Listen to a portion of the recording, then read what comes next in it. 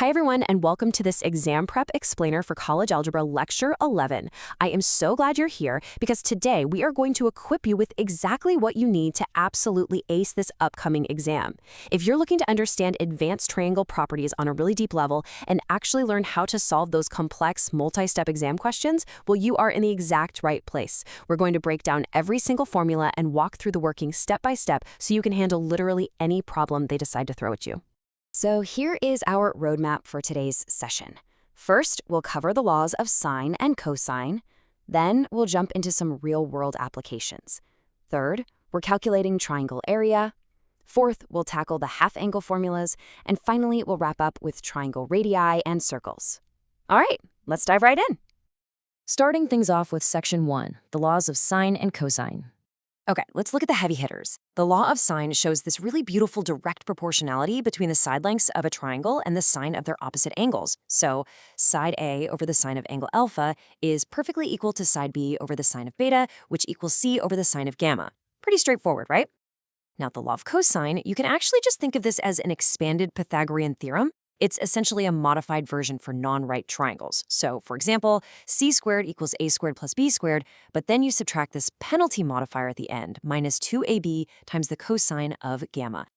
Now, the absolutely crucial point here is knowing exactly when to use which tool.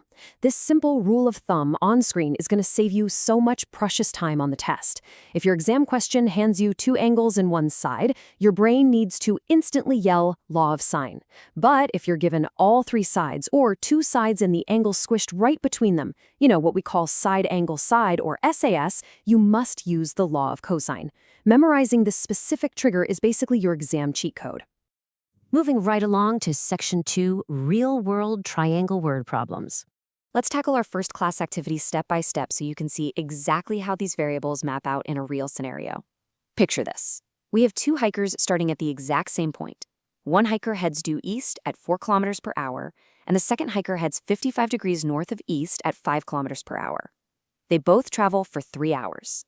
The question is, how far apart will they be at the end of that?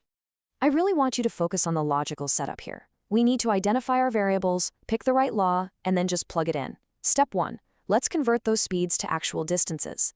Hiker 1 goes 4 kilometers an hour for 3 hours, so that's 12 kilometers. Let's call that side A. Hiker 2 goes 5 kilometers an hour for 3 hours, making side B 15 kilometers. And the angle between their paths is 55 degrees. Step 2. Recognize the pattern. We have a side, the included angle, and another side. That is a classic side-angle side setup, which means we are using the law of cosine. Step 3. Let's do the actual working.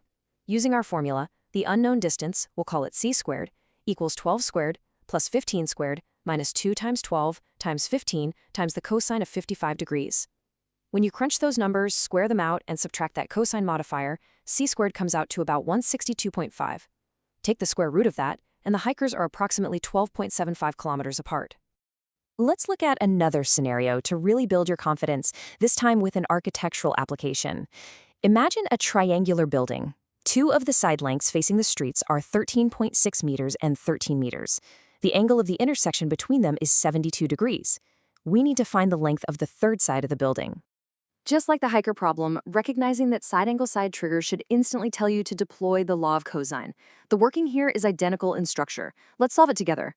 Our unknown side, c squared, equals 13.6 squared plus 13 squared minus 2 times 13.6 times 13 times the cosine of 72 degrees.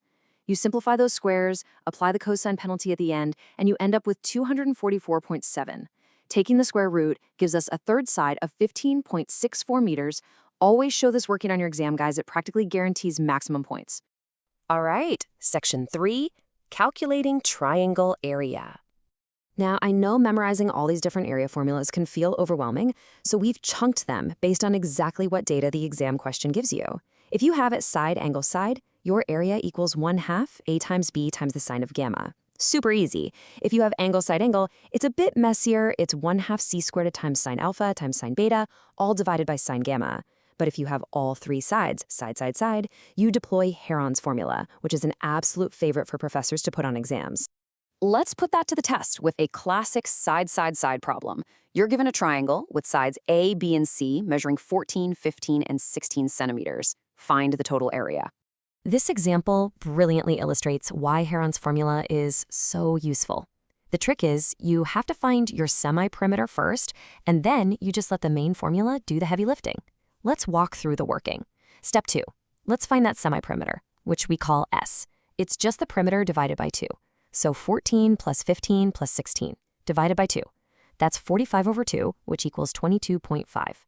Now for step 3, the big formula. We plug everything in. We take the square root of our semi-perimeter, 22.5, and multiply it by the difference between 22.5 and each of our 3 sides.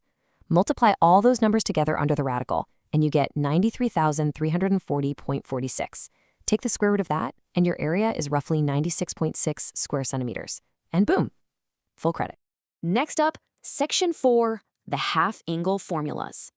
These formulas are essential when you need to fracture your angles for specific proofs. For the sine formulas, notice something really interesting here. The letter A is completely missing from the equation for the sine of alpha over 2. The formula only uses the square root of s minus b times s minus c all over b times c. Now contrast that with the cosine formulas, where A is explicitly used in the numerator.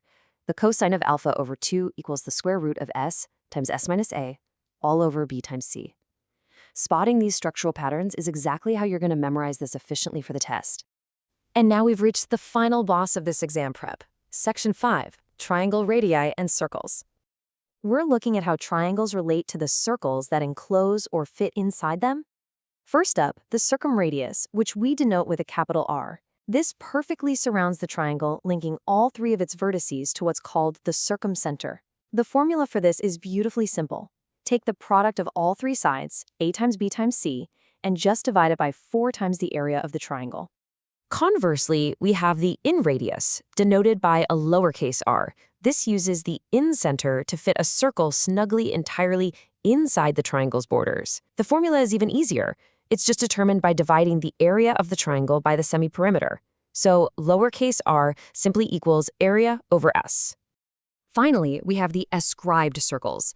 These sit entirely outside the triangle, but they touch one of its sides and the extensions of the other 2. The formulas for these ascribed radii, R1, R2, and R3, are basically cousins of the inradius formula. You just take your area and divide it by the semi-perimeter minus one specific side. So to find R1 associated with side A, you simply divide the area by S minus A. It's incredibly straightforward once you've already calculated your area and semi-perimeter. All right, let's bring absolutely everything we've learned together in one rapid-fire, multi-part final question to prove you are test-ready. You're given a triangle with sides A equals 10, B equals 8, and C equals 5. Your task? Find the circumradius, the inradius, and all 3 ascribed radii. This single question essentially tests your entire toolkit. If you can follow this logical sequence, you have completely mastered Lecture 11. Here's the secret. Find the core metrics of S and area first, and then just knock out the radii one by one. Let's do the complete working. First, calculate S. 10 plus 8 plus 5 is 23.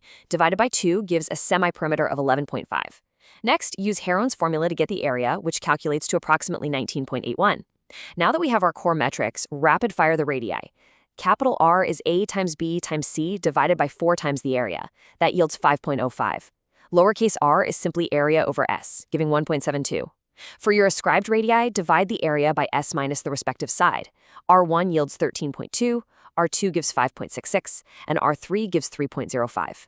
Replicate this exact step-by-step logic, and you will absolutely dominate this exam. So, you've now built a bulletproof understanding of these triangular laws, but I want to leave you with a thought. Remember, everything we just did is flat plane geometry. I want you to imagine how these exact same rules bend and warp when we apply them to the curved surface of our actual planet. What happens to the law of cosine when your triangle is drawn on a globe? That spherical geometry is a whole new mind-bending puzzle. But for now, take these step-by-step frameworks, practice the logic, and go ace that exam. You've got this.